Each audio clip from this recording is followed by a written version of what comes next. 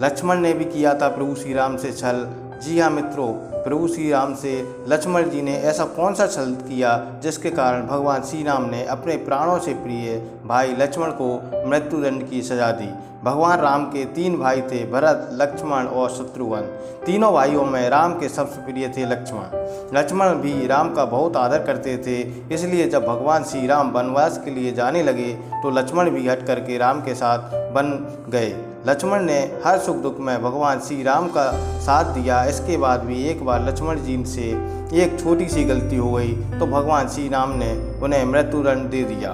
भगवान श्री राम की आज्ञा का पालन करते हुए लक्ष्मण जी ने जल समाधि ले ली।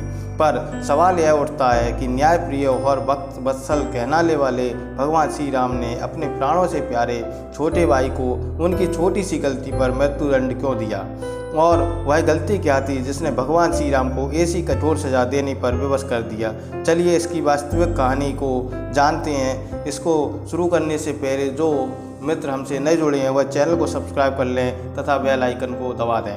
एक समय की बात है, यमराज यह जानते थे कि भगवान की इच्छा के बिना भगवान श्री राम अपने शरीर का त्याग नहीं करेंगे और ना ही शेषनाग यानी कि लक्ष्मण जी अपने शरीर का त्याग करेंगे।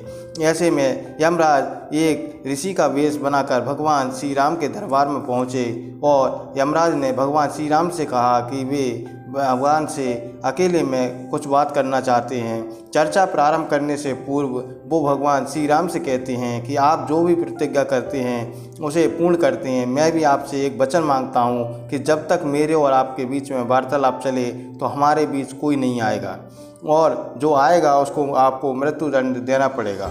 भगवान राम यम को वचन दे देते हैं। भगवान राम लक्ष्मण को यह कहते हुए द्वारपाल नियुक्त कर देते हैं कि जब तक उनकी और यम की बात हो रही है वो किसी को भी अंदर ना आने दें, अन्यथा उसे मृत्युदंड देना पड़ेगा। लक्ष्मण भाई की आज्ञा मानकर द्वारपाल बनकर खड़े हो जाते हैं। लक्ष्मण को द्वारपाल बने कुछ ही समय बीतता है कि वहाँ पर दुर्वासा ऋषि का आगमन होता है। जब दुर्वासा ऋषि ने लक्ष्मण से अपने आगमन के बारे में राम को जानकारी देने के लिए कहा तो लक्ष्मण ने विनम्रता के साथ मना कर दिया। इस पर दुर्वासा ऋषि क्रोधित हो गए तथा उन्होंने संपूर्ण अयोध्या को श्राप देने की बात कही।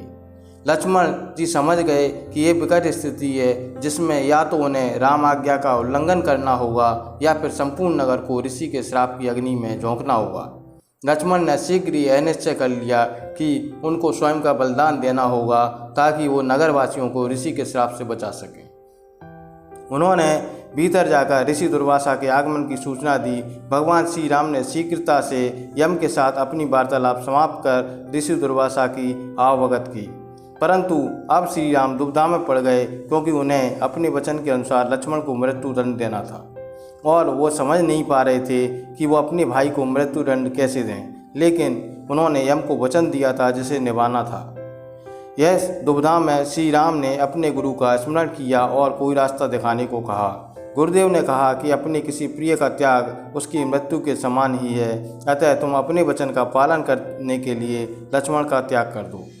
लेकिन जैसे ही लक्ष्मण ने यह सुना तो उन्होंने भगवान श्री राम से कहा कि आप भूल कर भी मेरा त्याग नहीं करना। आपसे दूर रहने से अच्छा है कि मैं आपके वचन का पालन करते हुए मृत्यु को गले लगा लूं। और ऐसा कहकर लक्ष्मण जी ने जल समाधि ले ली।